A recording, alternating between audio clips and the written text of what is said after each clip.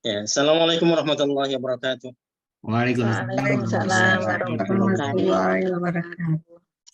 Alhamdulillah nahmaduhu wa nasta'inuhu wa nastaghfiruhu wa nastahdihi wa natubu ilaih wa na'udzu bihi min syururi anfusina wa sayyiati a'malina may yahdihillahu fala mudilla lahu wa may yudlil fala hadiya lahu asyhadu an la ilaha illallah wahdahu la syarika lahu wa asyhadu anna Muhammadan abduhu wa rasuluhu sallallahu alaihi wasallam wa ala alihi wa sahbihi ajma'in. Wassalamu tasliman katsiran jazilan wa ba'd. Syukur alhamdulillah di sore hari ini kita bisa bermuajah kembali. Semoga kita dalam kebaikan dan keberkahan selalu, Allahumma amin. Sore ini kita melanjutkan bahasan kita pada surah Ibrahim ya. Hari ini kita masuk di ayat 34 dari surah Ibrahim. Ya, terkait PR-nya tidak ada masalah ya, lancar insyaallah. Ya. 34 apa 25 Ustaz ya? 34. 34 ya. 34 ya. Karena yang 25 sudah yang kemarin ya. Ya, ya. Ini ada jamaah yang nggak bisa-bisa, ini siapa ya? Menghubungkan ke audio terus dari tadi ya. Oh iya, saya kali Pak Ustadz. Ya? Itu mengenai PR masih tanya. Boleh Pak Ustadz? Silakan. Itu yang nomor 1, ya-nya boleh ditasjid nggak? Yang nomor 1, apa itu kata-kata apa ya? Ya bi'a. Oh ya bi'a. Oh Ya. ya-nya tidak perlu tasydid karena dia huruf mati ya, mat di situ ya bi'a. Ba'a ya bi'u. Ya, dia tidak perlu tasydid pada ya-nya. Dia cukup sukun saja. Oh, cukup sukun. Ya. Iya. Kalau yang nomor 6 itu memang tidak ada ya Pak Ustadz ya? Oh, Kosong. 6. Oh ya dia Iya. kosong. Jadi dipancing ya. Jadi tamrin di situ juga memancing ya. Jadi seorang isi atau tidak ya, karena nggak ada jadi tidak diisi di situ kosong ya. Iya Pak, terima kasih Pak Ustadz. Ya, kemudian fi'il mudhari yang sudah kita masukkan dipastikan semua dengan harokat fathah ya. Ya, jadi dalam penulisan pun juga tetap mesti pas gitu ya, penulisannya tidak ada harokatnya lain kecuali fathah. Oh iya, yang nomor 3 Ustaz, yang yatajaddadu itu yatajaddadu salah penulisan apa bagaimana ya? Yatajaddadu nomor 3. Kayaknya beda nomor ya. Oh, harusnya berarti punya Bu Tuti yatajaddad itu nomor 3 ya. Iya, nomor 3. Yatajaddada. Kenapa? Di bukunya yatajaddadu. Oh gitu. Iya. Berarti Salah. bukunya yang salah ya. Oh, bukunya salah ya. Saya cari di kamus. Yang betul yatajaddada kan ada kai. Kai yatajaddada. Iya, saya carinya di itu Humasi kan dari itu yutajid itu. Jadi pasti ini salah penulisan gitu. Ya, karena dia mudhari berarti belakangnya pasti domah ya. Iya. Kalau harokatnya ya kecuali ada kai, nah di sini ada kai berarti kai yatajaddada. Iya. Berarti salah penulisan. Ya, terima kasih. Ya, sama-sama.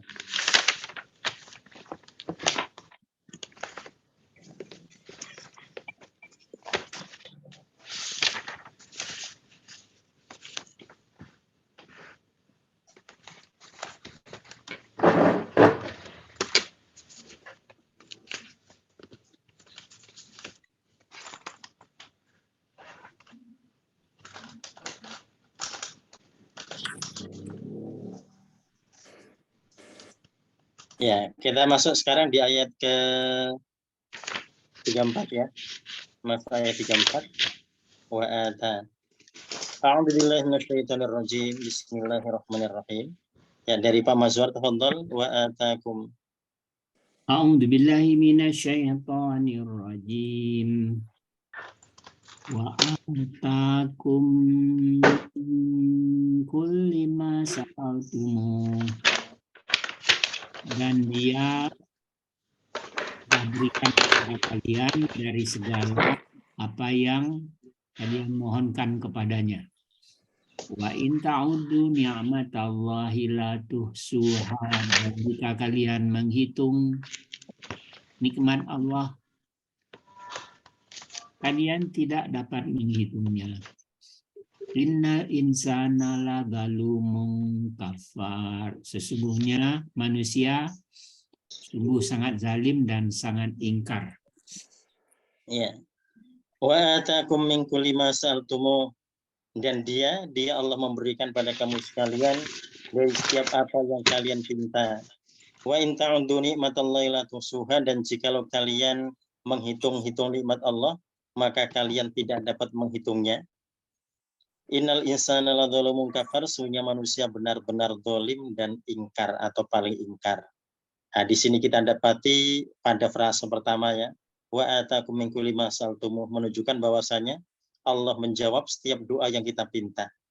Ya, nah ketika Allah memastikan bahwasanya Allah mengabulkan setiap apa yang kita pinta, berarti kita mesti tadi ya banyak memohon berdoa pada Allah. Ya, kalau ternyata apa yang kita doakan, yang kita ikrarkan, yang kita sampaikan pada Allah itu seakan-akan belum terjawab, nah kita bisa koreksi diri ya. Apakah mungkin ada pelanggaran pada Al-Baqarah 186 atau ada pelanggaran pada surah Ghafir ayat 60 gitu ya.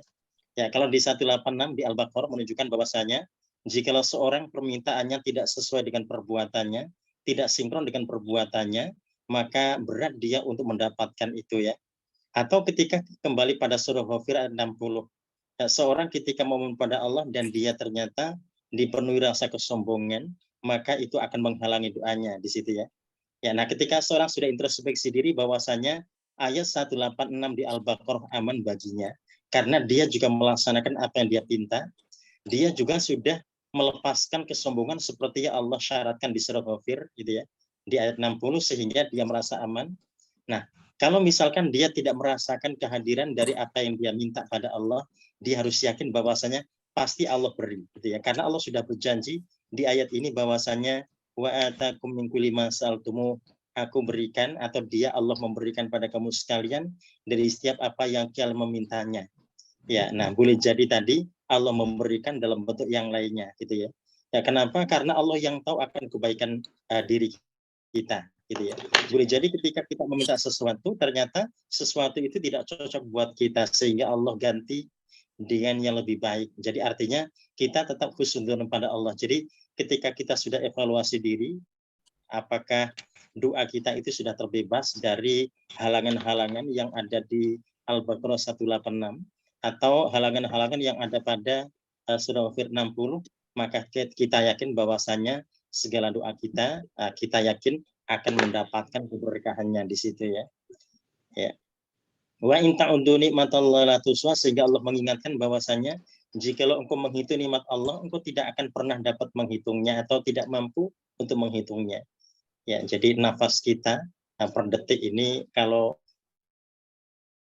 gitu ya, mereka menghargai, pasti mereka akan sulit bagaimanakah mungkin seorang akan tadi menghargai setiap detik nafas yang Allah berikan pada mereka ya, kesehatan yang Allah berikan pada mereka, sehingga menunjukkan bahwasannya nikmat Allah tidak bisa terhitung oleh manusia.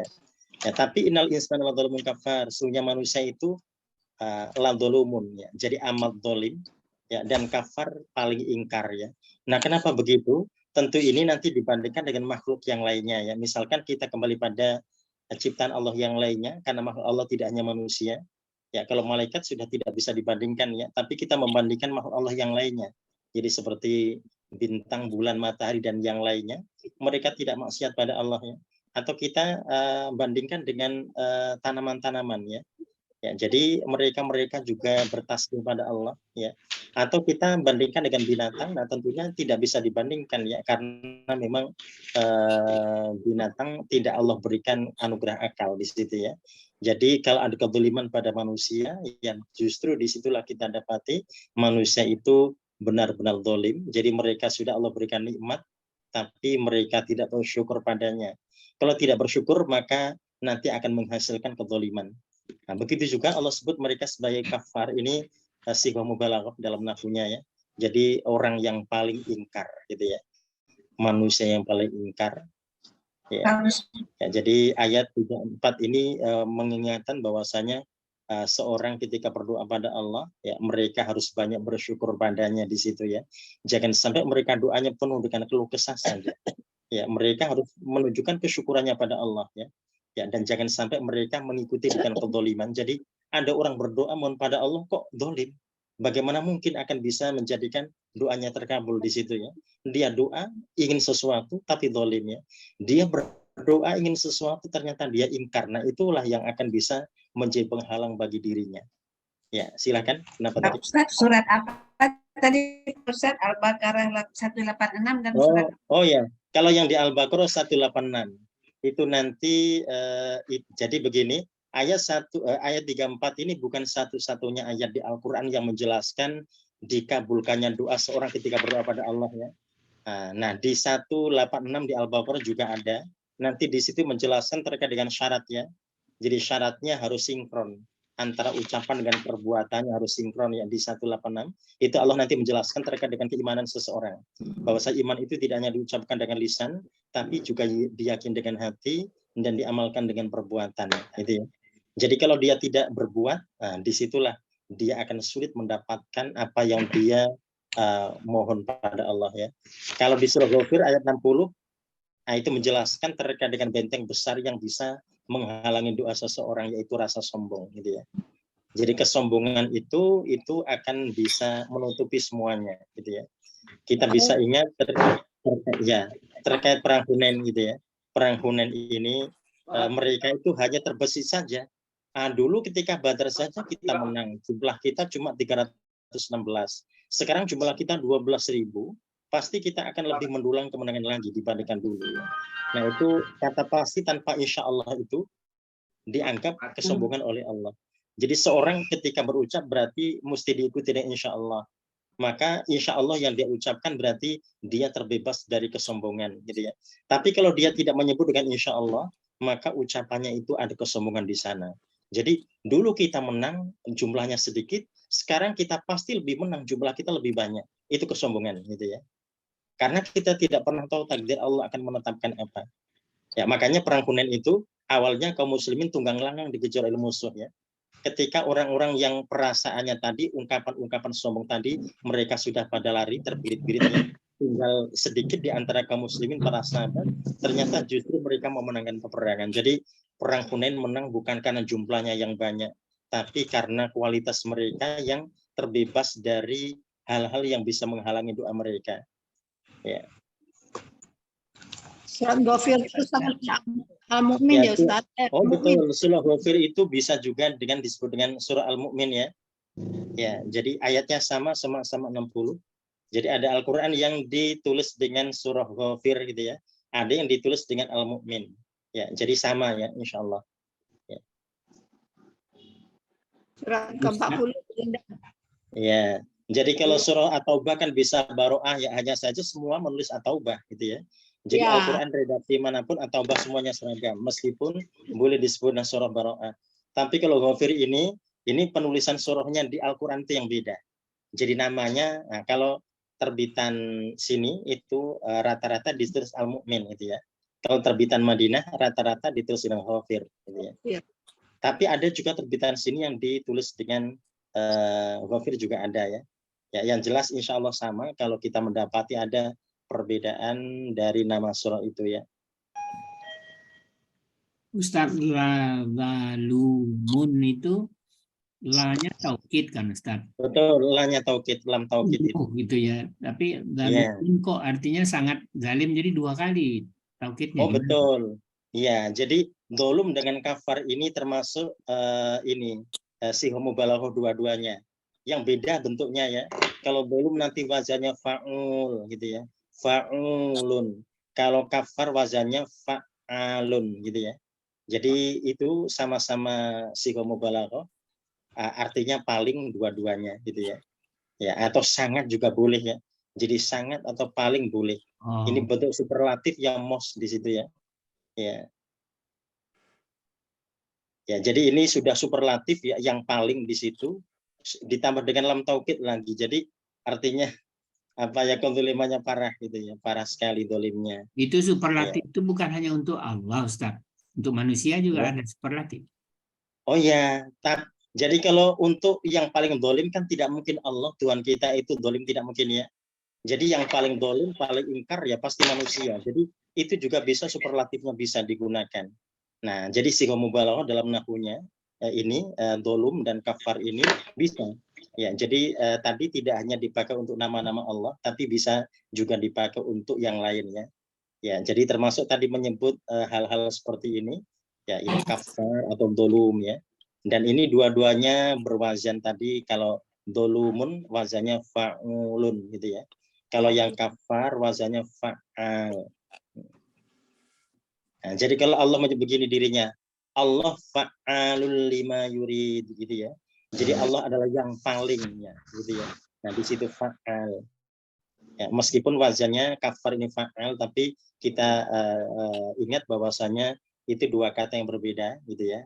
Kafar ini yang paling ingkar, yang bisa juga disematkan pada manusia. Ya, dan di 3-4 ini menunjukkan bahwasanya orang-orang yang mereka tidak bersyukur dengan nikmat yang Allah berikan pada mereka, mereka ada keluh kesah dalam kehidupannya, merasa doa-doanya tidak diistijabah, merasa harapannya itu tidak dikabulkan Allah, merasa gitu ya. Hanya perasaannya saja. Ya, maka dia nanti masuk dalam kategori yang paling dolim dan yang paling ingkar. Kenapa? Karena harusnya dia bersyukur pada Allah gitu ya. Tapi yang terjadi ternyata tidak. Nah, justru ketika dia tidak bersyukur itu, makin berkeluh kesah, maka dipastikan bahwasannya nanti adab Allah itu amat pedih gitu ya. Kalau dia bersyukur kenikmatan Allah, Allah akan datangkan dari arah yang tidak disangka-sangka. Tapi ketika dia ternyata makin berkeluh kesah dari waktu ke waktu, maka dia akan makin merana di situ ya. Ya.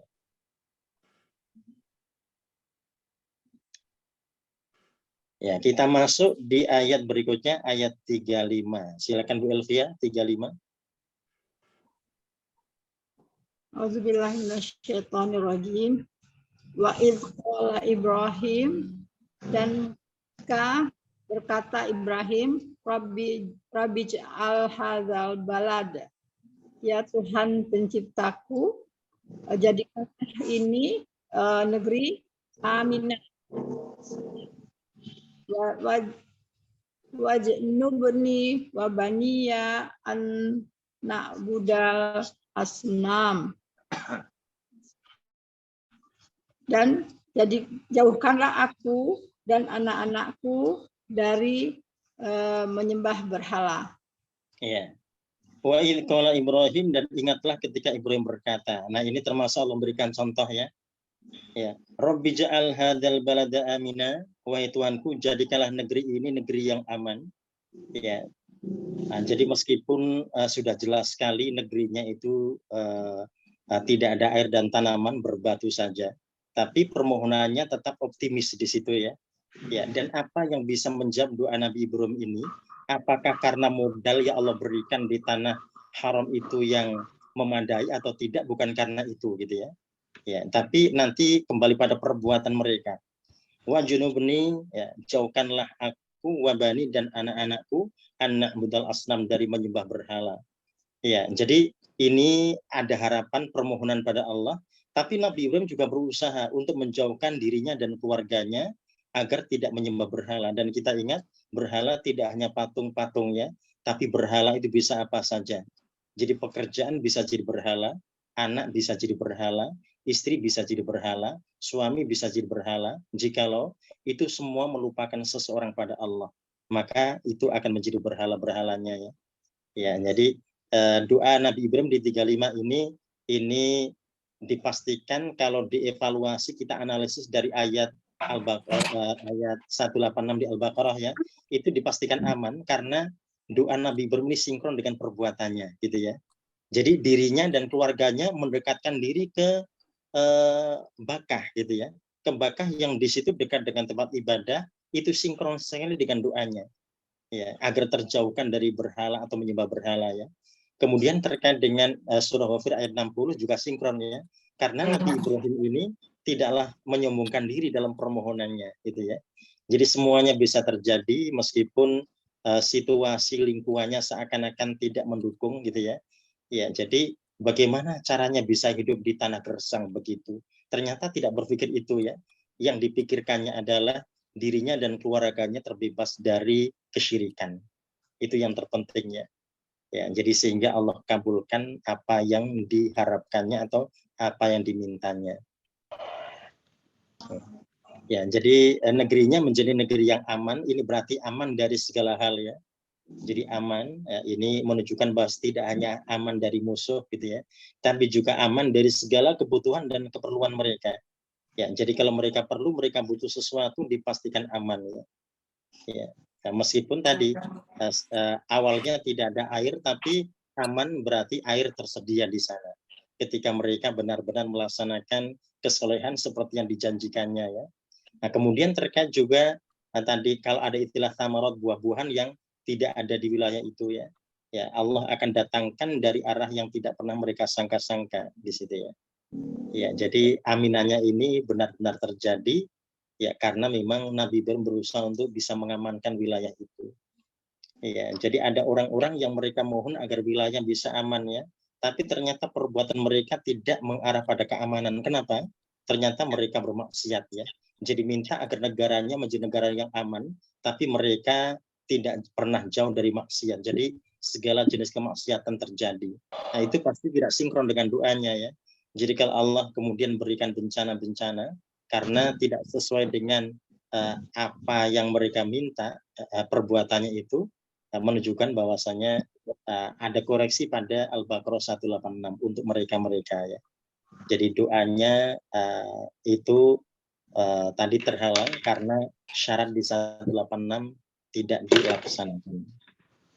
Nah, Ustadz nanya, seandainya kita minta pemimpin yang soleh, itu kan doa untuk memperbaiki negeri ini. Tapi sementara maksiat masih banyak di negeri ini, gimana Ustadz? Apakah Allah akan mengabulkan doa kita? Kita tetap harus bermohon dan kita optimis, gitu ya. Jadi kita tidak boleh pesimis meskipun tadi kita di antara misalkan di antara bangkai-bangkai yang baunya busuk gitu ya, kita tetap bermohon pada Allah ya, karena kita tidak pernah tahu doa siapa yang Allah kabulkan. Ya, jadi itu tadi optimisme harus tetap terjadi meskipun situasinya seperti itu gitu ya. Ya, tapi tetap tadi bermohon dan memohon. Jadi insya Allah doa seseorang tidak ada yang sia-sia. Kalau Allah pastikan di 34 ini setiap permintaannya Allah kabulkan, berarti kita harus optimis gitu ya, bahwasanya permohonan kita, permintaan kita insya Allah dikabulkan oleh Allah dengan janji yang ada di 34 ini. Yang penting tadi terbebas dari syarat yang di 186 Al-Baqarah dan juga terbebas dari benteng besar yang ada di 60 surah Ghafir ya, terkait kesombongan. Ya, yaitu kesombongan itu masih ada dan di 186 itu juga masih ada. Nah, itu gimana Ustaz? Tetap harus bermohon ya.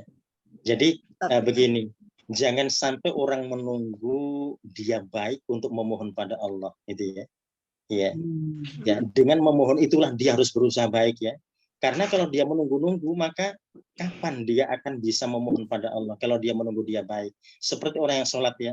Jangan sampai ada orang yang kemudian menganggap begini, saya belum siap sholat, saya belum baik. Tidak bisa.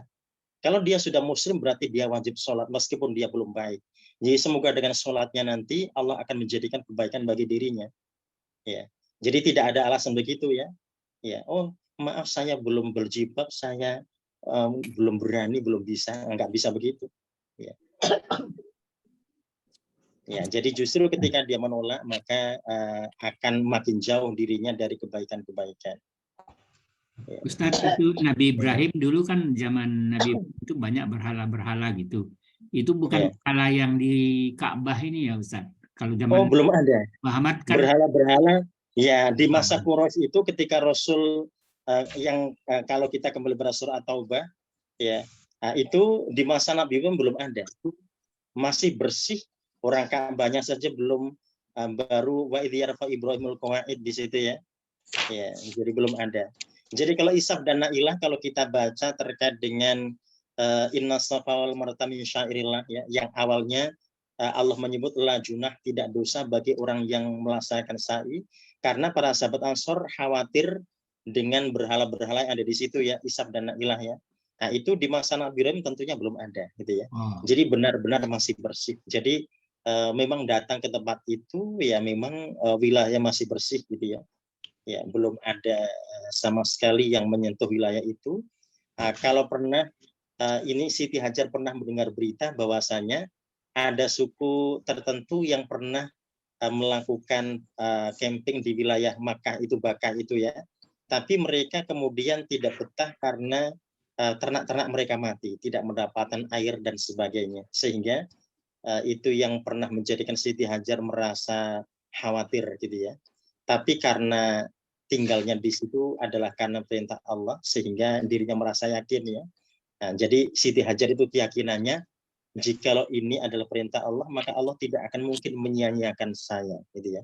Allah tidak mungkin akan menyia-nyiakan aku. Nah, keyakinannya itu yang menjadikan keberkahan yang luar biasa ya, di wilayah Bakah. Jadi kehadiran mereka masih jauh dari berhala ya. Jadi berhala-berhala itu kemudian terjadi setelah adanya kekosongan imamah, gitu ya, dari setelah Nabi Ismail. Setelah Nabi Ismail kan tidak ada Rasul sama sekali di wilayah itu ya, sampai Rasulullah ya. Nah, ketika terjadi kekosongan itu dalam waktu yang sangat panjang, karena kalau kita kembali pada Bani Israel, dari Nabi Ishak sampai Nabi Isa, itu ada 15 Rasul itu ya. Sementara dari Nabi Ismail ke Rasulullah di wilayah Bakah itu kosong gitu ya. Ya, nah disitulah terjadi distorsi ajaran Nabi Ismail dan Nabi Ibrahim. Sehingga mulai muncullah berhala-berhala itu. Ya. Pak Ustadz, kemarin di beberapa hari yang lalu di masjid imamnya baca yang Al-Baqarah 214 itu Ustadz. Mata Nasrullah innallaha ala inna nasrullah qarib ya. Qarib. Aduh, itu saya yang kebayang tuh negeri kita Ustadz, langsung jelas nangis Ustadz. Itu rasanya sinkron banget dengan keadaan kita sekarang gitu. Kapan pertolongan Allah itu datang, ingatlah sesungguhnya pertolongan Allah itu dekat gitu kan. Jadi ini mungkin ya doa juga di atasnya kan dibilangin bahwa mereka akan ditimpa segala kemelaratan, penderitaan dan diguncang dengan berbagai cobaan, ya kan. Jadi cocok banget ini 214 ini juga bahwa kita jangan putus asa dengan minta pertolongan dengan Allah kan Ustaz. Iya. Iya, jadi tadi tetap memohon dan harus optimis gitu ya. Jadi pertolongan Allah yang dekat ya, dekat dengan orang-orang yang pandai bersyukur gitu ya. Iya. Iya. Sekarang kita lanjut ke ayat 36 ya, ke ayat 36. Ya, silakan bukan Rabbi innahunna. Auzubillahiminasyaitonirrajim. Bismillahirrahmanirrahim. Rabbi innahunna adlalna katsiron minan nas. Ya Tuhanku, sesungguhnya mereka telah menyesatkan kebanyakan dari manusia. Famang tabi'ani, maka barang siapa mengikuti aku, fa innahu minni, maka sesungguhnya dia dari golonganku. Waman hasoni fa innaka ghafurur rahim, dan barang siapa mendurhakaiku, maka sesungguhnya engkau Maha Pengampun, Maha Penyayang. Ya. Robbi, wahai Tuhanku. Nah, di sini meskipun kita tidak mendapati ada ya, tapi dia kasrohnya itu menunjukkan bahwasanya dia punya ya yang diartikan wahai Tuhanku ya. Rabbi innahunna adallna katsira, wahai Tuhanku, sesungguhnya mereka atau asnam berhala-berhala itu telah menyesatkan katsira minan nas, kebanyakan dari manusia. Nah, di sini Nabi Ibrahim ternyata belajar dari wilayahnya ya. Nah, kaumnya yang memang awalnya dari wilayah Mesopotamia gitu ya. Yang di sana mereka penyembah berhala. Berangkatnya Nabi Ibrahim ke wilayah Syam itu tentu karena diusir oleh ayahnya gitu ya. Ya, jadi sebetulnya tetap ingin bertahan di wilayah itu untuk bisa mengimankan kaumnya, tapi karena diusir sehingga menuju ke wilayah Syam ya. Nah, jadi pengalamannya jelas sekali bahwasannya berhala-berhala itu telah menyesatkan banyak manusia. Faman tabi'ani fa innahu minni, barang siapa yang mengikutiku maka sesungguhnya dia termasuk dari golonganku. Wa man asani, dan barang siapa yang durhaka padaku fa innaka ghafurur rahim, maka sesungguhnya engkau ya Allah Maha Pengampun Maha Penyayang. Jadi masih lembut sekali hati Nabi Ibrahim ya. Orang yang durhaka padanya ya tadi menunjukkan, menjelaskan kalau Allah Maha Pengampun Maha Penyayang. Jadi Allah bisa mengampuni mereka, Allah bisa menyayangi mereka. Ya. Ya, ini kelembutan hati Nabi Ibrahim ya. Tapi keputusan tetap akan kembali pada Allah. Ya, jadi mereka akan diampunkan atau tidak gitu ya. Mereka akan ditujukan jalan atau tidak. Ya. Ya, berikutnya di ayat 37. Ya, ini sampai wakaf yang pertama sampai di Inda Baitikal Muharram ya. Ya. Silakan Bu Linda. A'udzu billahi minasyaitonir rajim. Bismillahirrahmanirrahim. Rabbana inni askantu. Ya Tuhan pencipta kami, sungguhnya aku telah tinggalkan min zurriyati, sebagian dari keturunanku, biwadin ghairi zar'in inda baitika, di lembah yang tidak mempunyai tanaman di dekat rumah engkau, al-muharram, yang disucikan. Ya. Rabbana wahai Tuhan kami, inni askantu min dzurriyyati, sesungguhnya aku menempatkan sebagian keturunanku biwadin, di lembah ghairi dzar'in, yang tidak ada tanaman, inda baitikal muharram, di sisi rumah engkau yang dimuliakan atau yang dihormati. Nah, di sini baitik, di sini kembali pada Baitullah, Ka'bah ya. Nah, jadi sudah menyebut dengan bait, dengan Baitullah ketika itu Nabi Ibrahim meskipun belum belum meninggikan Ka'bah ya. Dan terkait dengan pernyataannya ini kalau kita kembali pada pernyataan Nabi Ibrahim, tentu Allah tahu gitu ya apa yang sedang dikerjakannya. Kalau dirinya sedang meninggalkan sebagian keluarganya di wilayah itu, tapi ini bentuk tadi ya, bentuk merasa curhatnya gitu ya, curhatnya pada Allah disampaikan di situ gitu ya, menunjukkan bahwasannya semua yang sedang dia rasakan itu dia serahkan pada Allah.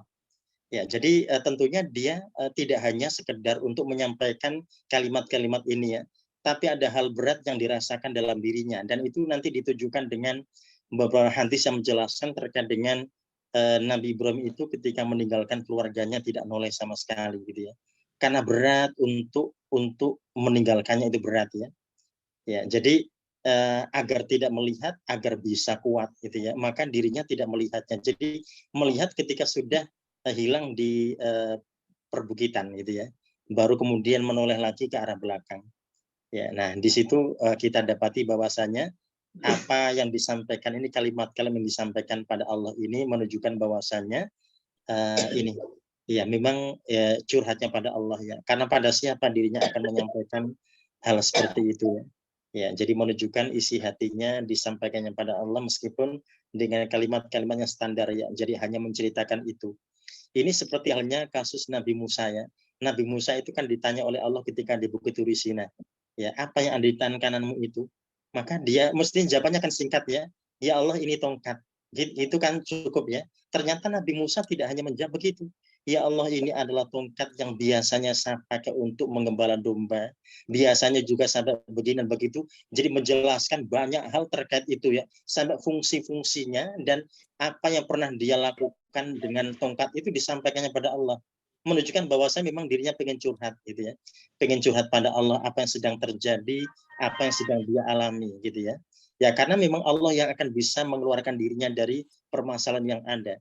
Jadi tidak penting dia menyampaikan pada manusia yang nanti tidak memberikan dampak baik apapun gitu ya. Tapi dia sampaikannya pada Allah. Nah seperti ini yang terjadi pada Nabi Ibrahim. Ya, jadi semua disampaikan, ditumpahkan pada Allah gitu ya. Dan kalimat-kalimatnya tidak ada kalimat keluh kesah apapun di situ. Hanya menceritakan kalau dirinya meninggalkan sebagian keluarganya di tanah yang tidak ada tanaman. Allah tentunya sudah tahu ya. tidak ada tanaman, tidak ada air, tapi disampaikan itu menunjukkan itu curhatnya ya, curhatnya. Tapi yang kalimat-kalimatnya tetap baik gitu ya. Jadi Inna artinya billahi kita berdoa itu tidak hanya yang doa-doa standar yang kita hafal bahasa Arab aja, tapi yang ngomong aja apa yang kita rasa gitu ya. iya, Kayak iya betul. Iya. ya. Nah, jadi curhat tadi curhat pada Allah ya. Iya, jadi curhatnya tadi tidak keluh kesah, ini menyampaikan cerita Allah kan pasti tahu yang sedang dia alami gitu ya, tapi disampaikannya pada Allah. Iya. Jadi seperti ketika ada seorang beriman begini, ya Allah, innana sami'na munadi yunadi lil iman. Ya Allah, aku mendengar ada orang yang menyerupi iman padaku dan aku menyatakan beriman. Allah kan tahu sebetulnya, tapi dia menceritakan pada Allah menunjukkan bahwasanya dia mensyukuri itu gitu ya. Dia tetap bersyukur pada Allah gitu ya. Ya, dan tadi kalau seandainya ada hal yang akan membawa dirinya pada kebaikan, semoga Allah memberikan kebaikan-kebaikannya. Ya, jadi dia punya harapan besar di situ dengan kalimat-kalimat yang standar ya. Itu yang itu mungkin mengena ya Ustaz ya. Karena kadang-kadang yang lebih mengena di hati gitu. Karena kalau kita doa yang biasa kita yang udah hafal itu kayaknya ya keluar aja di mulut, tapi kadang-kadang enggak dari hati gitu. Kalau udah hafal bicaranya, tapi kalau kita bercerita atau kita ya curhat seperti itu rasanya juga beda kali. Betul, dan itu sangat spesial ya. Ini kan spesial sekali, orang lain belum tentu mengalami gitu ya. Dan ternyata dia menyampaikan itu pada Allah. Ya. Jadi kan ada hal-hal yang sangat spesial yang kemudian menjadikan doa itu mustajab ya. Ya, jadi kenapa kemudian di malam terakhir atau di menjelang fajar doa mustajab, kan ada alasan yang Rasul sampaikan. Selain tadi ada disaksikan oleh malaikat pergantian malaikat siang dan malamnya, tapi ada kalimat yang Rasul sampaikan, wana suniyamun, banyak manusia yang sedang tidur gitu ya. Jadi artinya dikala mereka tidur kita ngalah berkah di situ. Ketika orang sedang santai-santai kita ngalah berkah di sana dengan banyak berdoa. Nah itu contoh gitu ya. Jadi ada waktu atau hal-hal yang sangat spesial. Nah termasuk doa ini pengalaman Nabi Ibrahim ini tentunya belum tentu dialami oleh orang lain sehingga disampaikan pada Allah. Jadi kalimat yang disampaikan sangat spesial. Nah berikutnya lanjutannya di Robbana di ayat 37, lanjutannya Bu Tuti silakan. A'udzu billahi minasyaitonir rajim. Bismillahirrahmanirrahim. Rabbana, ya Tuhan kami, liyuqimus sholata, agar mereka mendirikan sholat. Waja'al af'idata minan nasi tahwi ilaihim. Maka jadikanlah hati dari manusia cenderung kepada mereka. Warzuqhum minasamarot, dan beri rizkilah mereka dari buah-buahan, la'allahum yashkurun, agar mereka bersyukur. Ya.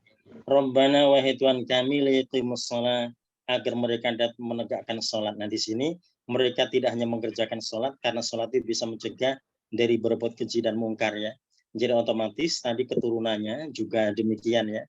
Tidak hanya rajin melaksanakan sholat, tapi tercegah diri mereka dari berbuat keji dan mungkar. Fajal afidatan minan nasi tahwi ilaihim, maka jadikanlah hati-hati sebagian manusia. Nah ini afidatan minan nas ini bukan seluruh manusia, tidak ya. Allah menyebut dengan kata minan nasi. Ini kalau dalam bahasa nahwunya di situ min ba'din nas, dari sebagian manusia. Jadi bukan minan nasi ajma'in, bukan seluruh manusia ya. Nah, kenapa begitu? Jadi sangat logis ya. Jadi tidak semua orang itu suka dengan orang yang baik. Tidak semua orang itu suka dengan orang yang ahli ibadah gitu ya. Tidak setiap orang itu suka dengan orang yang jujur. Tidak setiap orang itu suka dengan orang yang amanah gitu ya. Jadi sehingga kalimat yang disampaikan pada Allah ini sangat logis ya. Ya, fajal afidata minan nasi tawilaihim, jadikanlah hati-hati sebagian manusia itu cenderung pada mereka. Nah, ini kalau cenderung pada mereka ini berarti dirinya dan keluarganya harus baik gitu ya. Harus menjadi contoh yang baik sehingga menarik simpati banyak orang. Ya. Warzuqhum minats tsamarat, dan berikan mereka rizki minats tsamarat dari buah-buahan, la'allahum yashkur, agar mereka bersyukur. Ya, jadi tadi meskipun ada hal yang seakan-akan tidak mungkin ya, tidak ada tanaman dan air di situ, tapi permohonannya minta agar mereka diberi rezeki dari buah-buahan. Ya, dan itu sesuatu yang logis gitu ya. Ya, ternyata bisa terjadi apa yang dimintanya itu.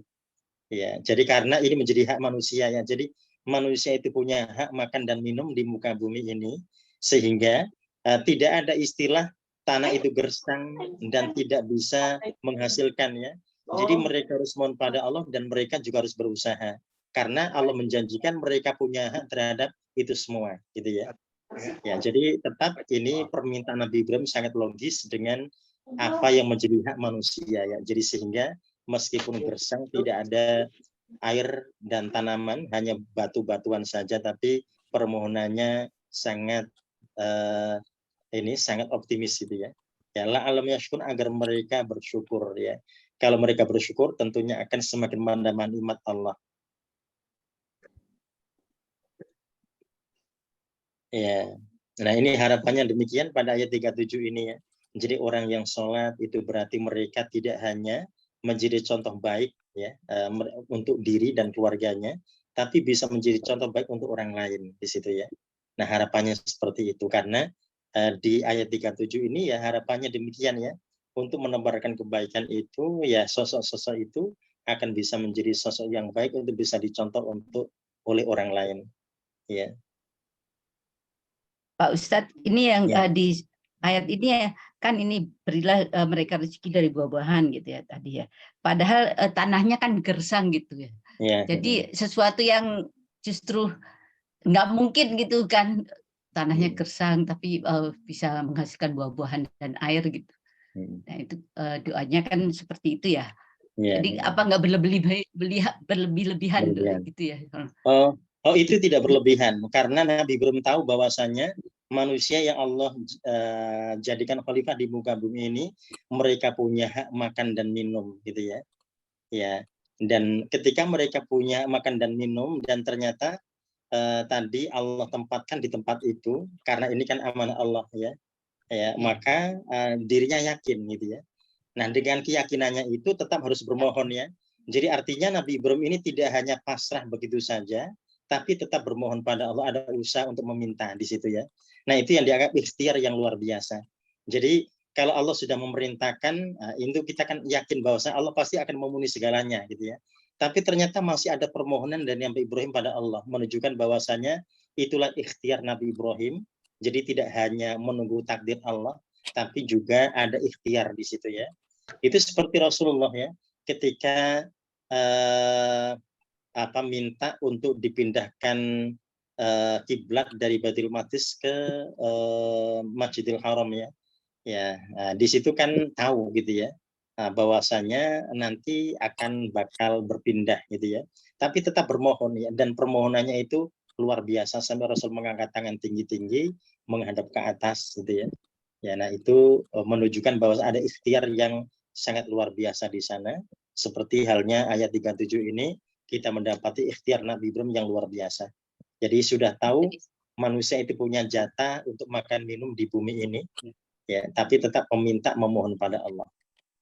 Pak Ustadz, ikhtiarnya bukan tindakan ya Pak Ustadz ya, misalkan berkebun atau berdagang gitu, ikhtiarnya dalam bentuk doa. Oh ya, ini doa, ini salah satu di antara ikhtiar.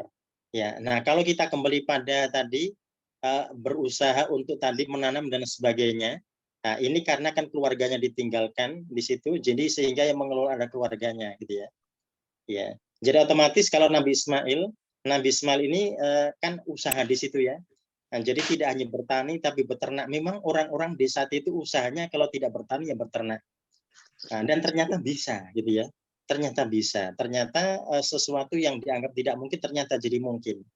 Di negeri kita kaya raya ya Pak Ustadz, dengan ikan dan apa aja bisa tumbuh, tapi banyak yang kelaparan ya Pak Ustadz. Berarti kita mungkin kurang berdoa dan atau berikhtiar ya Pak Ustadz. Iya, itu boleh jadi tadi karena tidak bersyukur Kaya tadi bisa jadi ya. Ya, jadi yang kering kerontang begini bersyukur pada Allah dengan tetap rajin melaksanakan sholat ya, ingin menjadi contoh yang baik bagi orang lain gitu ya. Nah, ada yang sudah Allah siapkan tapi ternyata malas sholat gitu ya. Gimana mau jadi contoh bagi orang lain, orang dirinya sendiri saja tidak diperbaiki gitu ya. Gitu ya. Nah, itu tadi contoh ketidaksyukuran seseorang. Ya. Jadi dia menanam apa saja bisa tumbuh, tongkat, batu dan kayu bisa menjadi tanaman gitu ya. Ya kan luar biasa gitu ya. Karena kaya jadi terlena Pak Ustadz. Oh iya. Terlena. Ya. Jadi Ya. terlena Karena modalnya sombong. yang Allah berikan terlalu banyak mungkin jadi tadi terlalu sombong gitu ya. Modalnya sudah banyak, ini melempar apa saja tumbuh gitu, kayu dilempar saja tumbuh gitu ya. Nah, mungkin itu yang menjadikan sombong, Laut yang juga jadi banyak. ngapain. Ya. Nah, tapi kalau misalkan dia sudah diberi masih bertambah bersyukur ya, bersyukur berarti akan diberi lagi ya oleh Allah. Oh betul, akan diberi lagi. Ya. Ya. Pak Jadi Ustadz. diberikannya itu penuh dengan berkah ya. Karena kalau orang yang ingkar, kalau misalkan mereka bertambah, itu nanti penambahan mereka itu nanti makin akan menyiksa diri mereka. Seperti korun ya. Korun ini kan bertambah terus ya. Tapi penambahan pada korun itu untuk menyiksa korun, bukan untuk tadi ya, bukan untuk menjadikan korun menjadi baik, tapi untuk menjadikan korun makin ingkar, gitu ya. Jadi di situ berarti orang bisa evaluasi ya. Dia bersyukur itu berarti dia akan bisa menjadi lebih baik dibandingkan yang sebelum-sebelumnya. Gitu ya. Nah, karena kalau diukur dengan bertambahnya saja nanti korun juga bertambah gitu ya. Nah, seperti itu. Jadi tadi bertambahnya berarti yang terbaik adalah kembali pada hati seseorang ya. Jadi dia makin bersyukur dan dia tadi makin merasakan keberkahan-keberkahan yang ada ya.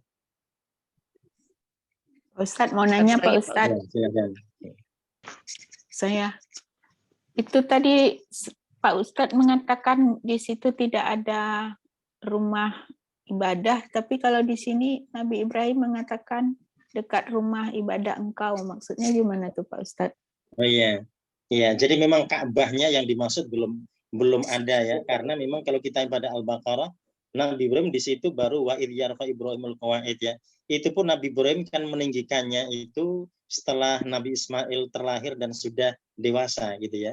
Nah, karena disebut dalam surah Al-Baqarah bahwasanya Nabi Ibrahim melakukannya, mengerjakannya bersama Ismail ya.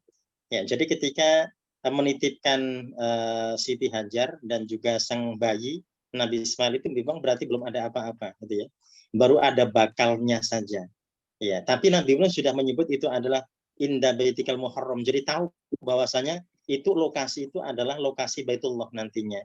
Ya, berarti sudah ada tandanya di situ ya.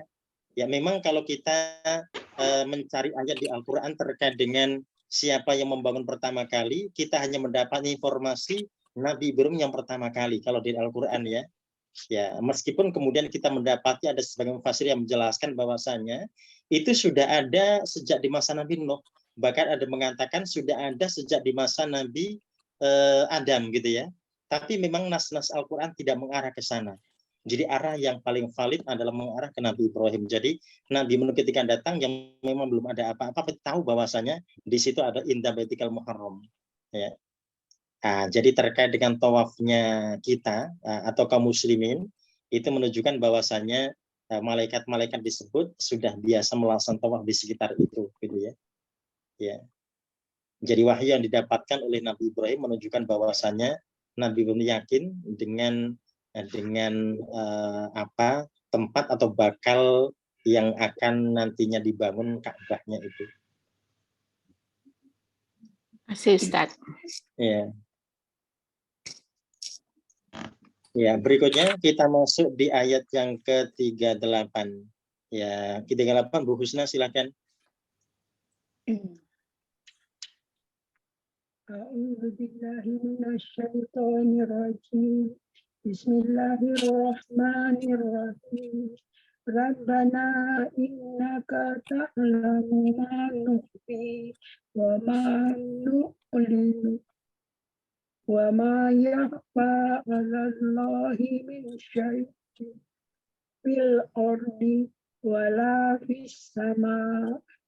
Ya Tuhan kami, sesungguhnya Engkau mengetahui apa yang kami sembunyikan dan apa yang kami lahirkan.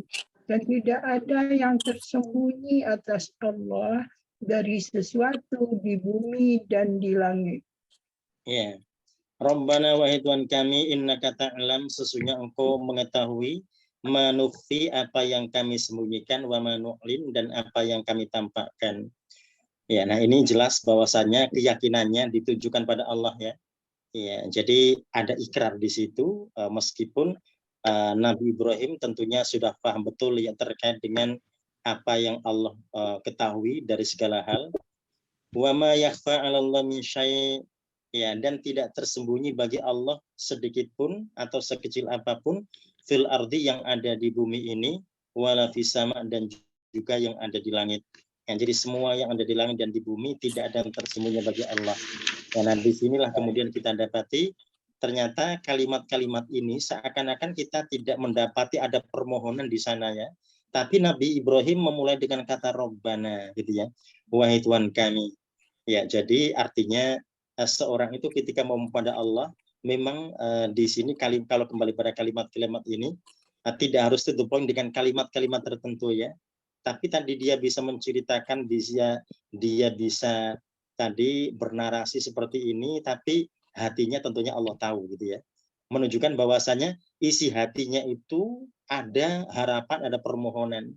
Tapi memang tidak diucapkan dengan kalimat-kalimat atau dengan kata-kata gitu ya. Karena Allah tahu apa yang dia sembunyikan. Karena Allah tidak pernah luput dari apa yang disembunyikan baik di langit maupun di bumi gitu ya. Jadi sehingga isi hatinya itu ya tadi tidak terungkapkan dengan kalimat-kalimat. Jadi kalimat-kalimatnya ini ada bentuk-bentuk tadi cerita ya, ada bentuk-bentuk kalimat-kalimat tadi curhatan-curhatan di situ ya. Ya, jadi sehingga doa di sini kita dapati tidak selalu dalam bentuk permohonan gitu ya. Seperti Nabi Yunus yang pernah kita bahas ya. Jadi bahkan di situ penyesalan semua yang diucapkannya ya. Atau Nabi Adam di situ penyesalan semua yang disampaikannya pada Allah. Tapi kan Allah tahu apa yang ada di dalam hatinya, keinginannya apa ya. Dan ternyata Allah kabulkan itu.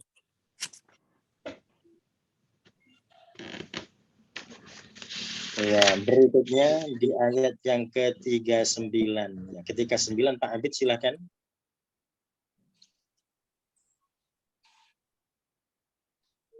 Ya, 39 dari Alhamdulillah. Belum bunyi, Pak Abid, dibuka dulu. Belum bunyi, dibuka dulu.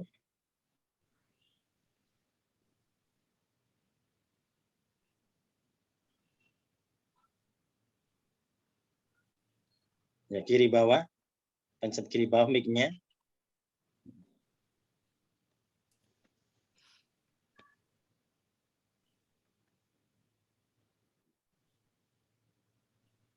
Ya, belum? Belum.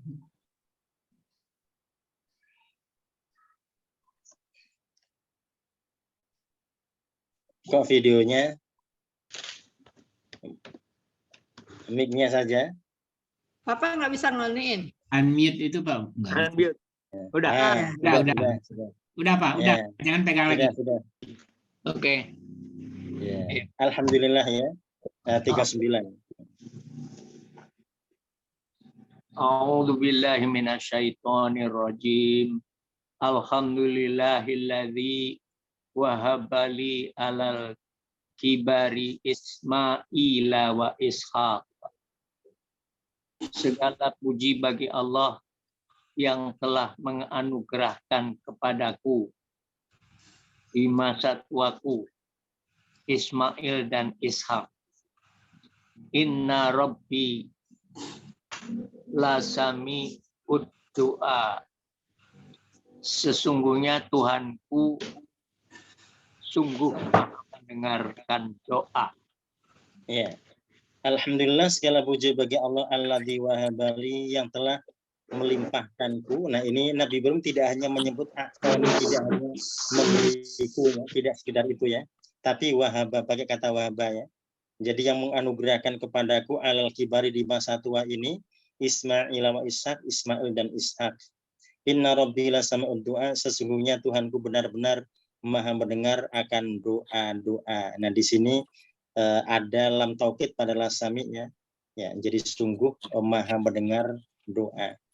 Ya, jadi hamdalahnya di sini tidak hanya berucap alhamdulillah ya, tapi tadi ada cerita panjang juga di situ ya, selain alhamdulillah yang disampaikannya pada Allah. Ya. Jadi menceritakan lagi ya, segala puja bagi Allah yang telah memberikan anugerah kepadaku di masa tua ini dengan lahirnya Ismail dan juga Ishak ya. Sesungguhnya Tuhanku benar-benar Maha mendengar doa-doa. Nah, ini kalimat-kalimat yang disampaikannya pada Allah ya. Nah, jadi bahwasa ungkapannya itu menjadi ungkapan yang luar biasa ya. Ya, nah kita pun juga dipersilakan tadi untuk mencontoh model-model doa seperti itu ya. Ya, jadi menceritakan pada Allah apa yang sudah Allah berikan pada kita. Jadi artinya kita tidak hanya diam saja dengan nikmat yang telah Allah berikan pada kita ya. Kita bisa sampaikan tadi. Jadi kalau ada orang yang mereka ingin tahadzub bin nikmah dengan orang lain, mestinya dia tahadzub bin nikmah pada Allah itu lebih layak lagi gitu ya. Dia sampaikan pada Allah. Jadi meskipun tadi tidak dalam bentuk permohonan doa, permohonan meminta gitu ya. Nah, tapi apa yang disampaikannya bentuk syukurnya pada Allah itu juga penting gitu ya. Ya. Nah, jadi sehingga doanya tidak itu saja. Orang yang dialami setiap hari beda, tapi doanya kok sama terus gitu ya. Nah, jadi dia doa di setiap habis sholat ternyata doanya itu terus gitu ya, nggak nambah-nambah gitu ya. Atau tadi nggak ada variasi di situ, padahal mungkin dari waktu ke waktu gitu ya, ada hal yang berbeda ya. Mungkin dia sedang telah disembuhkan Allah dari sakitnya, sehingga dia bisa menyampaikan kepada Allah ya, ya Allah terima kasih engkau telah menyembuhkanku dan seterusnya dan seterusnya. Tapi kata-kata itu belum tentu dia sampaikan pada Allah. Ternyata doanya dari waktu ke waktu sama dengan yang kemarin-kemarin gitu ya. Meskipun kita diajarkan doa dzikir oleh Rasulullah gitu ya, yang bisa kita ucapkan secara kontinu dan konsisten di situ, tapi kita ingat bahwasanya ada hal-hal yang terjadi pada diri kita dan keluarga kita gitu ya, yang mungkin berbeda antara hari ini dengan kemarin, antara pekan ini dengan pekan lalu. Jadi kita bisa sampaikan pada Allah dengan narasi-narasi seperti yang disampaikan Nabi Ibrahim ini. Dan para nabi ternyata seperti itu doa mereka ya. Ya, jadi mereka menyampaikan apa yang sedang mereka alami. Ya, meskipun kalau ada permohonan yang sangat itu ya ada dalam hati mereka ya, dan Allah kabulkan semuanya. Nah, berikutnya kita masuk di ayat yang ke-40 ya. Bu Ainul silakan ayat 40 Rabbi ja'alni. A'udzubillahi minasyaitonirrajim. Bismillahirrahmanirrahim. Rabbi ja'alni muqimas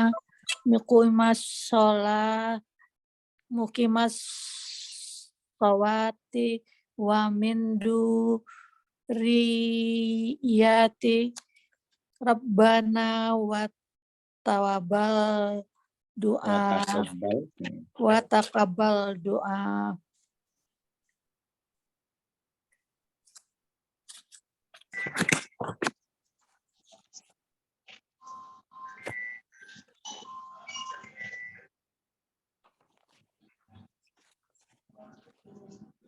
Sudah Ustaz? Artinya Bu ini. Ya. Suaranya belum ya. Ya Tuhanku, jauhkanlah aku. Ya Tuhanku, jauhkanlah aku orang yang tetap melaksanakan sholat dan dari anak cucuku. Ya Tuhanku, jadikanlah aku orang yang tetap melaksanakan sholat dan dari anak cucuku. Ya Tuhan kami, perkenankanlah doaku. Ya. Rabbi ja'alni, wahai Tuhanku, jadikanlah aku muqimas shalah, orang yang istiqomah dalam menjalankan sholat atau dalam menegakkan sholat. Karena ini permohonan yang luar biasa ya. Jadi sudah sholat tiap hari ya, setiap waktu yang sesuai dengan apa yang Allah perintahkan, tapi tetap minta pada Allah ya agar dijadikan untuk muqimas shalah ya, orang yang tetap istiqomah dalam melaksanakannya. Nah, ini menjadi hal yang luar biasa ya, ikhtiarnya Rasul itu sedemikian rupa gitu ya. sudah melaksanakan sholat, tapi tetap bermohon pada Allah. Ya. Wa min dzurriyyati, dan juga keturunanku. Nah, di sini kita dapati mintanya tidak hanya untuk dirinya, tapi keturunan juga ya, sama anak cucu. Artinya Nabi Ibrahim tidak egoisnya, doanya tidak hanya untuk dirinya, tapi untuk keluarganya, untuk anak cucunya, gitu ya. Rabbana wa taqabbal du'a, wahai Tuhan kami, terimalah doaku atau terimalah doa kami. Nah, di sini ada doa meskipun tidak ada yaknya ya, tapi yaknya dipangkas ini. Ini kalau kita kembali pada ini ya, pada balaghah ya, atau kalau misalkan kita kembali pada bahasa syair ya, ya ini di ayat yang ke-39 di akhir dengan doa, ya di 40 juga doa ya. Jadi artinya ada terdengar keindahan kalimat itu di ujungnya ya. Kalau misalkan doa di 40 ini tentunya tadi menjadikan tidak indah ya. Jadi dipangkas yaknya tapi maknanya tetap sama, tidak merubah arti. Nah, jadi keindahannya tetap juga menjadi perhatian di situ. Ya. Ya, jadi wa taqabbal doa, terimalah doaku, dan itu ditujukan dengan tanda kasrah pada hamzahnya. Dia punya tanda kasrah menunjukkan kalau ada aku di situ, meskipun tidak tampak yaknya. Ya, nah ini selain dari permohonannya juga tetap minta untuk dikabulkan doa gitu ya. Jadi seringkali kita mendapati doa Nabi Ibrahim itu selalu diakhiri dengan begitu ya. Seperti di Al-Baqarah ketika habis bangun Ka'bah ya. Ya Allah taqabbal minni, terimalah dariku. Artinya terimalah dari apa yang telah aku kerjakan. Jadi setelah membangun Ka'bah ya mohon pada Allah untuk diterima gitu ya. Ya, terimalah gitu ya. Nah, seperti itu. Jadi kalau kita setelah melakukan aktivitas apa saja, kita bisa tadi memohon pada Allah, berdoa agar diterima ya, diterima sebagai amal ibadah kita. Ya Allah taqabbal minni gitu ya. Ya silakan apa Bu? Ya itu tadi wa min dzurriyyati itu kan kalau di sini terjemahannya dan dari anak cucuku, bukan juga ya gitu. Minnya tuh padahal lebih pas juga. Ada tambahan juganya ya di situ ya. Oh iya. Ya. Oh ya. Itu nanti untuk tadi kalau dengan bahasa kita memang lebih pas kalau diartikan kata juga ya, dan juga keturunanku gitu ya, itu nanti lebih cocok gitu ya. Nah, jadi meskipun tadi ada kata min di situ, tapi makna secara keseluruhan akan cenderung demikian ya, wa min dzurriyyati. Jadi minta tidak hanya dari dirinya tapi juga anak cucunya. Iya, ya. Ya. Iya. Ya. Iya betul. Ya, jadi ini kalau kita hafal persis juga bisa. Artinya tidak ada yang perlu kita kurangi di situ ya. Ya, kita bisa persis seperti di 40 ini. Ya. Ya. Nah, ya ini jadi doanya ini karena untuk ke bawah untuk anak cucunya ya. Untuk anak cucunya. Nah, sekarang doanya untuk yang ke atas gitu ya. Untuk yang ke atas dan untuk tadi ke atasnya berarti untuk orang tua dan seterusnya ya. Ke atas terus ya, kakek dan seterusnya, buyut ya. Nah, berikutnya di ayat 41 silakan Bu Wardi. Ustaz, saya tanya dulu Ustaz. Ya, itu zuriyah bukan sampai keturunan Ustaz. Ya, yang mana? Zuriyah itu bukan sampai keturunan. Bukan hanya sampai cucu aja. Oh iya, keturunan ya betul, anak cucu terus ke bawah. Ya, jadi anak keturunan semua ya Ustaz. Betul, ya. Kalau baca doa itu setiap waktu kan bagus juga. Iya, itu kita doa yang nggak pernah putus, bukan? Iya. Jadi doanya tidak. Jadi begini ya, seorang tidak egois hanya mendoakan anaknya saja ya, tapi keturunannya juga. Jadi sebelum anaknya ini punya anak, nah sudah didoakan oleh orang tuanya, gitu ya. Nabi Ibrahim kan begitu ya. Nabi Ismail itu sebelum ini masih remaja, gitu ya. Doanya juga begitu.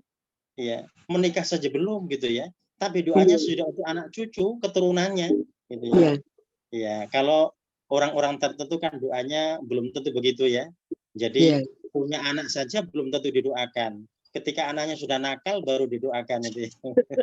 Ya, nah begitu. Itu yang jadi perhatian kita, para rasul itu luar biasa doa mereka ya. Jadi proteknya itu luar biasa.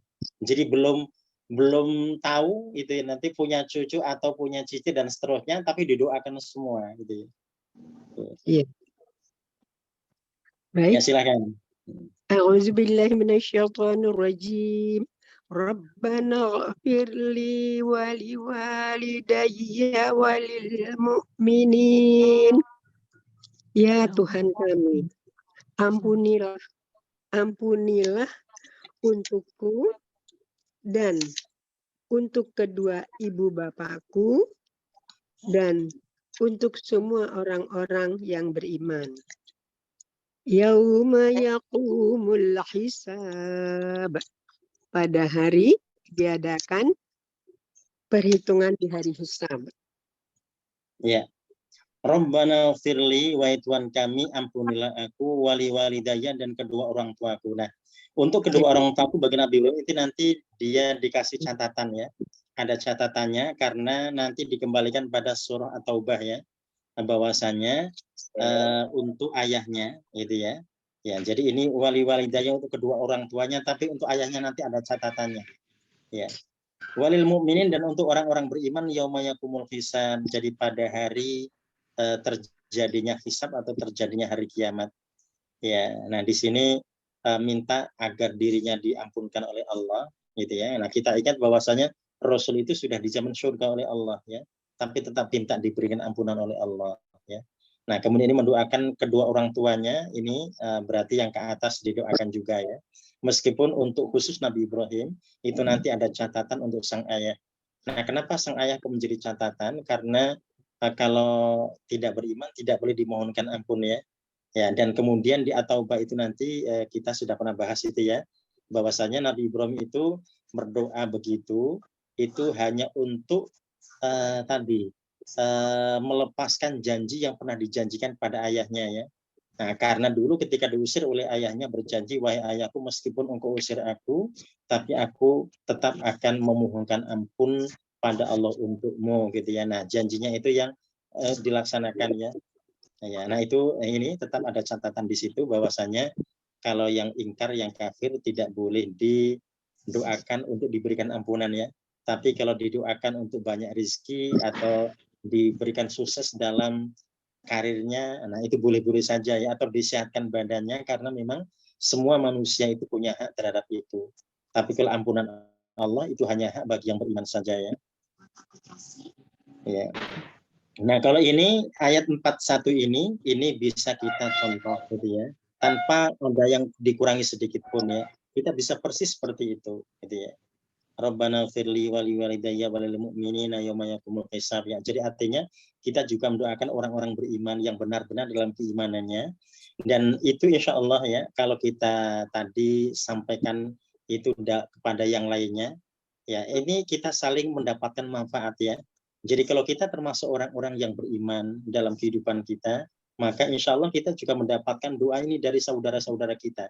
Ketika kita berdoa dengan doa ini, saudara-saudara kita yang beriman mereka juga mendapatkannya ya. Jadi artinya insya Allah doa ini akan menjadi kebaikan bagi semuanya. Jadi artinya orang beriman itu tidak egois ya, tidak berdoa untuk dirinya sendiri, tapi juga untuk yang lainnya gitu ya. Orang beriman yang lain juga didoakan meskipun tidak saling kenal. Ya, berikutnya ayat yang ke-42, silakan Bu Anida. A'udzu billahi minasyaitonirrajim. Bismillahirrahmanirrahim. Wala tahsabannallah, dan janganlah engkau mengira bahwa Allah ghafilan, lengah, amma ya'mal, dari apa yang diperbuat, amma ya'malu zalimun, dari apa yang diperbuat oleh orang yang zalim.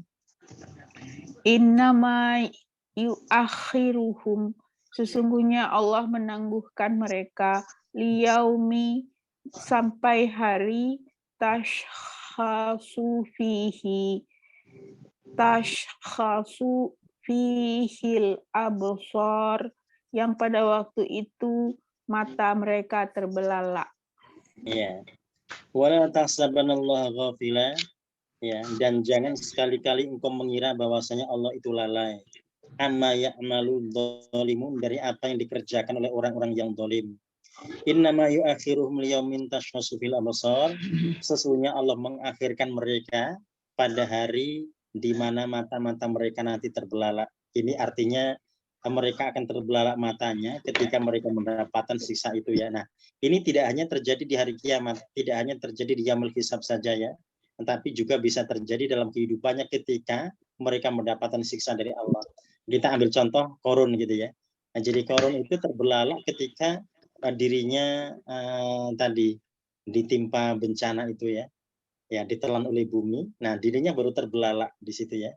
Jadi artinya terbelalaknya seseorang itu tidak hanya menunggu nanti dia menghisab di dunia, mereka juga bisa mengalami hal itu.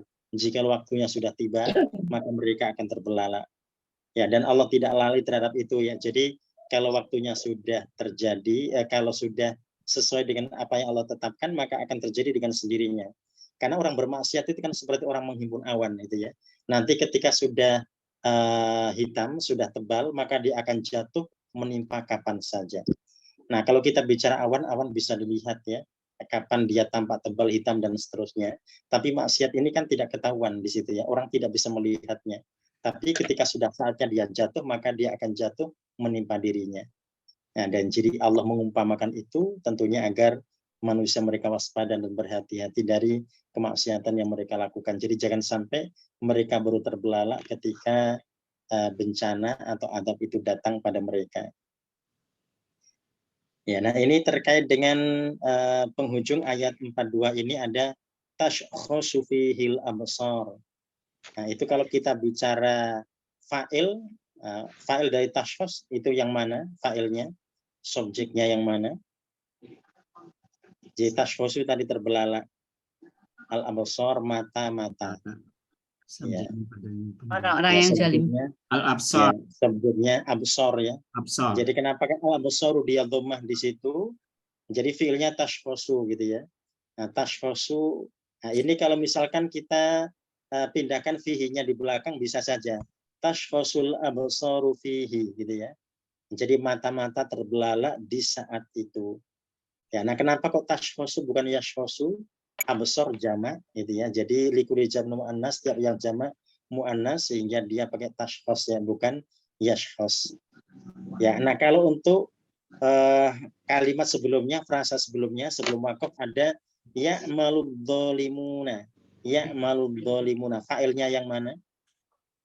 Ya'malud dzalimuna. Ya, berbuat ya'mal. Ya. Jadi ya'mal itu berbuat. Ya, al-dholimun fa'ilnya. Fa'ilnya dholimun. Jadi al-dholimun ini karena dia jamak Dholimun. sehingga tanpa u dan nun. Ini kalau misalkan dia tidak jamak akan tampak ya'malud dholimu gitu ya. Jadi dia marfu, dia dhammah karena menjadi fa'il subjek dari kata ya'mal. Ya. Oh ya. Ya. Jadi Kalau kita mundur lagi wala tahsabanallaha. Tahsabanallaha. Nah, lafzul jalalah Allah ini posisinya sebagai apa dari kata tahsabanna?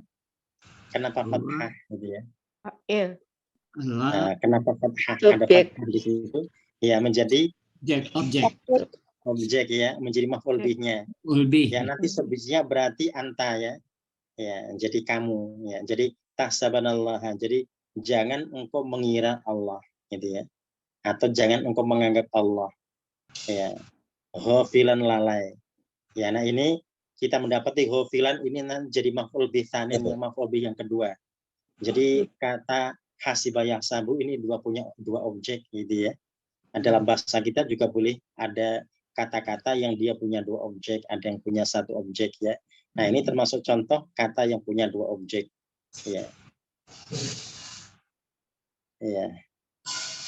Kalau di ayat sebelumnya kita mundur lagi di 41 yakumul hisabu. Yauma yakumul hisabu. Fa'ilnya yang mana? Subjeknya. Yauma yakumul hisabu. Fa'ilnya hari. Ya, hari. Al-hisabu. Al-hisabu ya. Al-hisabunya dhammah marfu ya. Dia menjadi fa'il dari yakumu gitu ya. Ya. Yakumul hisabu. Jadi dia pasti bu gitu ya. Kalau ditulis bi atau ba pasti salah gitu ya. Karena al-hisab dia menjadi fa'il dari kata yakum. Ya. Tapi bukan hanya yang panjang ya Ustaz. Has. Ya. Oh, hisab. Oh, hisab itu yang panjang sinnya. Sinnya yang ya. bukan hanya ya. Ya. Hanya kan. Ya. Yang pertama kan. Oh ya, nanti kalau yang panjang haknya itu hasib. Kalau hisab berarti sinya yang panjang ya. Ya, jadi nanti kalau hasib ini berarti isim fa'il gitu ya. Yang menghitung gitu ya, hasib. Kalau ini apa Ustaz? Kalau hisab, oh ini masdar. Oh, masdar. Masdar ya. Ya, jadi dia masdar. Ya, jadi nanti kalau kita tasrihkan hasiba yahsibu hisaban. Nah, hisaban itu ya hisabnya. Ya, wa mahsaban fahuwa hasibun. Nah, isim fa'ilnya hasibun, wa dzaka mahsubun, ya, ihsib la tahsib gitu ya. Nah, di situ kita mendapati hisab itu sebagai masdar di sana ya. Ya, hisabnya. Ya, nah kita sampai di ayat 42 ini, kita lanjutkan materi nahwunya. Kita di nahwunya masuk di tamrin 2 ya. Nah, masuk di tamrin 2, ini beda dengan yang kemarin perintahnya. Kalau yang kemarin kita mengambil fi'il mudhari yang masuk plus harfu nasbinya. Kalau yang sekarang tamrin 2, nah, kita lihat perintahnya ya. Nah, jadi lanjutan dari yang kemarin. Tamrin 2. Kita baca dulu perintahnya.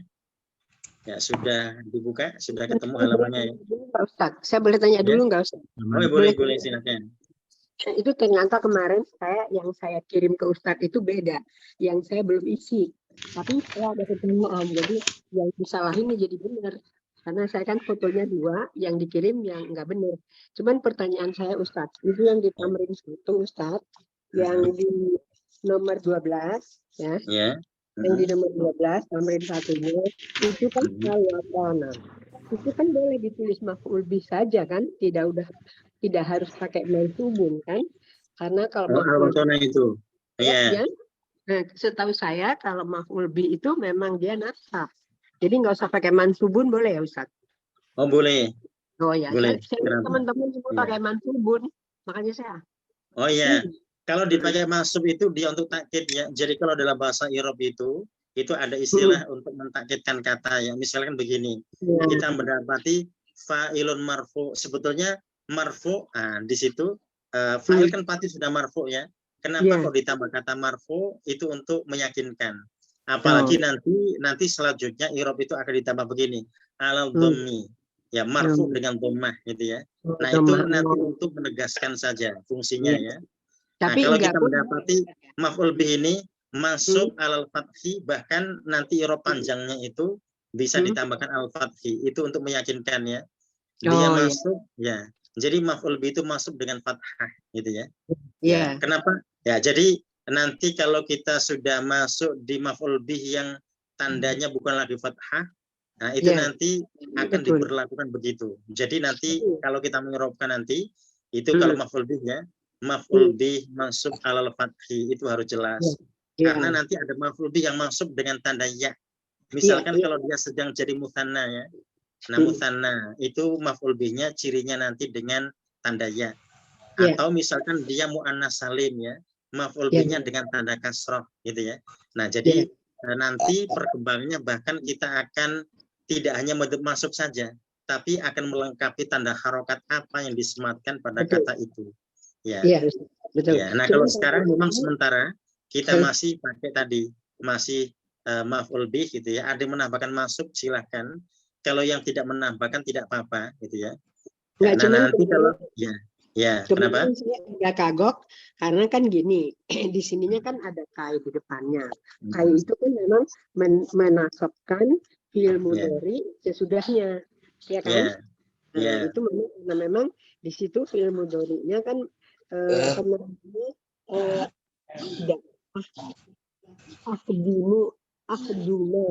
kan, kalau fi'il itu saya masih maksudnya ini memang karena ilmu saya masih terbatas. Jadi kenapa al-wakana harus ditambahin mansubun? Sekarang udah jelas Ustaz. Boleh ditambah, boleh tidak. Ya, betul. Ustaz, boleh. Alhamdulillah. Ya. Jadi kalau sekarang kita boleh ya hanya maf'ul bih saja. Yang menambahkan mansub boleh. Atau ada yang sedang menambahkan al-fathi juga boleh. Itu kita masih hukumnya ini masih mubah gitu ya. Tapi nanti kalau kita sudah masuk di mutsanna, jadi kita sudah bahas mutsanna itu bentuk 2, atau kita bahas jamak itu penyematan maksud al-fatah itu wajib nantinya gitu ya. Ya, Kalau ya, sekarang ya. belum wajib. Ya. Tapi kan kalau musanna kan dia pakai ya Ustadz ya. Betul, ya. Nah kalau musanna makanya tadi kalau masuk tadi dengan fathah yang diganti dengan ya, nah itu nanti penjelasannya akan sedetail itu gitu ya. Ya. Nah kalau sekarang masih bebas ya, kita menyebutkan tadi mau pakai masuk atau tidak. Yang jelas al-watuna adalah maf'ulun bih. Ya. Baik Ustaz. Alhamdulillah, sudah jelas. Ya, nah ini kita masuk di tamrin 2, ini perintahnya kita baca ya. Ya, ini atmim al-jumala. Nah, mungkin ada yang bukunya ditulis atmimil jumala sama ya. Kenapa kok atmimi, kenapa mi-nya dikasrokan, itu aslinya sukun. Kalau dikasrokan karena wasol saja yang memudahkan membaca. Aslinya atmim al-jumala gitu ya. Nah, atmim al-jumala atau atmimil jumala, sempurnakan kalimat. Jadi al-jumala ini jamak dari jumlah ya. Jadi kalau jumlah itu satu kalimat, kalau jumal itu kalimat-kalimat ya. Atmimil jumala, sempurnakan kalimat-kalimat al-atiyah berikut. Biwadai, dengan meletakkan fi'lin mudhari'in, satu fi'il mudhari'. Ya, jadi kita hanya menambahkan satu fi'il mudhari' saja, tidak boleh lebih. Mulaimin, yang cocok atau yang sesuai ya, yang sesuai dengan kalimat sebelumnya maksudnya ya. Ya, washkul akhirahu, dan berikan syakal pada huruf terakhirnya. Jadi berarti fi'il mudhari'nya nanti huruf terakhirnya harus diberikan tanda harokatnya. Ya, jadi tanda harokatnya harus betul. Kalau kita tulis dengan dhammah nanti jadi salah. Kalau ditulis sukun juga salah ya. Jadi dia harus ditulis fathah karena ini masuk di materi harfun nasbin ya. Ya, jadi nanti fi'il mudhari' yang kita letakkan di nomor 1 sampai 14 ini berarti semua huruf belakangnya adalah fathah. Fathah, ya. Ya. Baik, Ustaz. Nah, itu jadi ini nanti 14 tidak banyak ya. Ini nanti 14 semua karena berarti kita hanya menambahkan 14 kata ya. Nanti sambil buka-buka kamus kita bisa cari bantuan kamus ya. Ya. Tapi latihan menulis. Enggak ada Ustaz. Ya. Beres sampai 14, jadi sambil latihan nulis biar tangannya nggak kaku. Ya, sambil latihan nulis ya. Enggak, itu nomor 6 itu enggak ada harfun nasbinnya Ustaz. Yang mana? Nomor 6. Nomor 6. Lan. Oh, ada. Itu lan di belakangnya ada. Lannya itu fa-nya kan falan lan. Ya.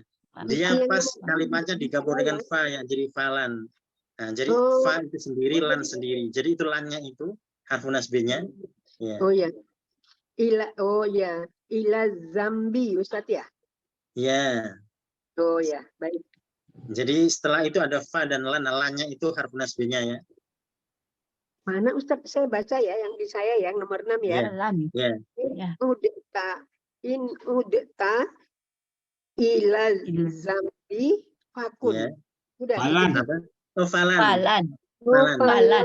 Oh, saya salah. Untuk saya tanya, alhamdulillah, terima kasih teman-teman semua. Nah, itu tulisannya falan ya. Jadi itu pas digabungkan dengan fa. Jadi nanti harfun nasbinnya itu lannya, di situ tidak akan ya lan ya. Tapi falannya nyambung kan ini Ustaz. Oh ya. Ini jadi in uta ila dambi, jikalau engkau kembali berbuat dosa lagi, maka falan maka tidak akan. Nah, nanti silakan diisi disesuaikan. Ya, maka tidak akan masuk surga. Maka tidak akan. ya. Tapi perintahnya hanya disuruh berikan fi'il mudhari' satu saja ya. Enggak boleh ada kata-kata lain. Masuk surga enggak boleh ada ininya.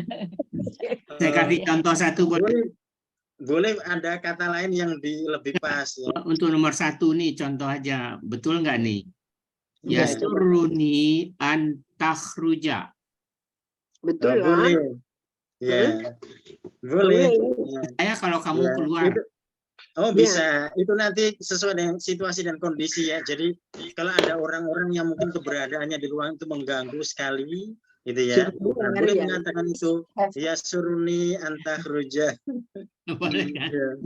Ya, kalau ternyata kamu diam saya senang. kita pengen orang-orang itu ngobrol sama kita masuk ya. Nah berarti ya suruni antadakhula, boleh tergantung situasi dan kondisi.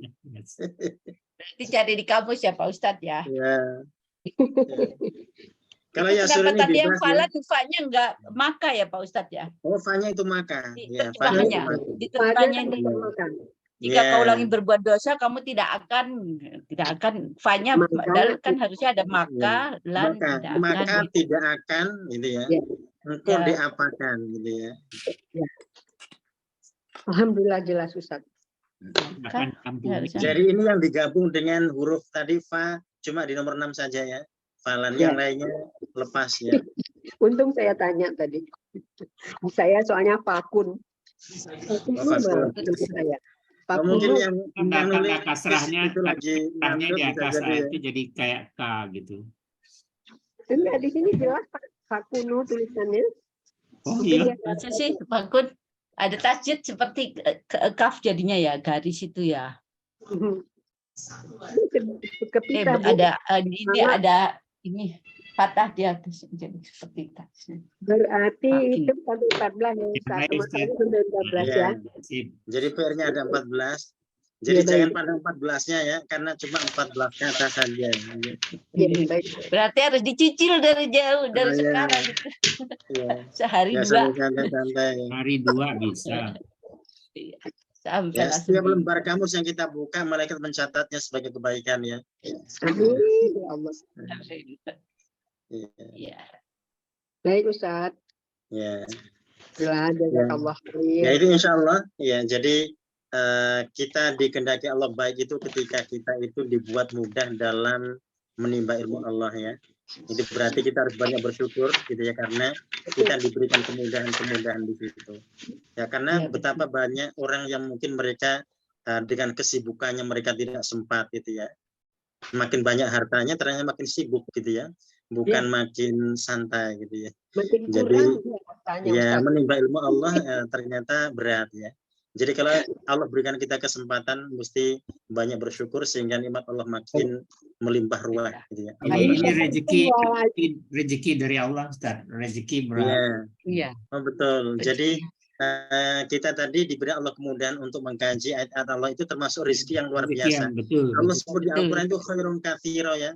Itu kebaikan yang sangat banyak karena tidak bisa dibandingkan dengan dunia gitu ya. Iya.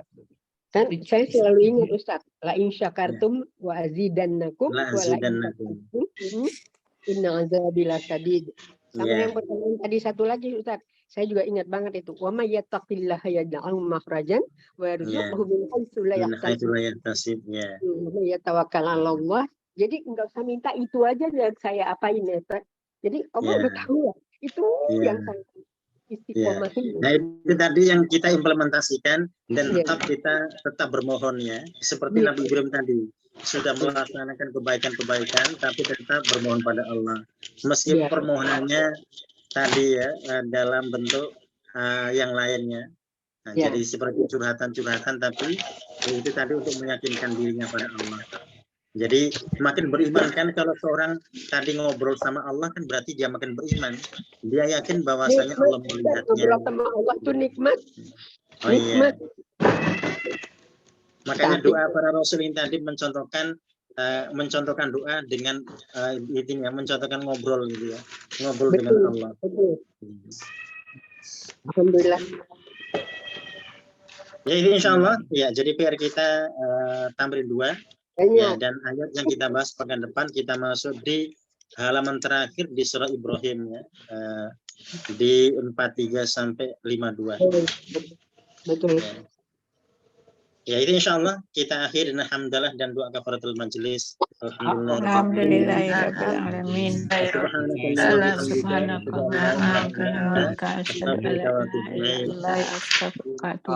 Assalamualaikum warahmatullahi wabarakatuh. Waalaikumsalam warahmatullahi wabarakatuh.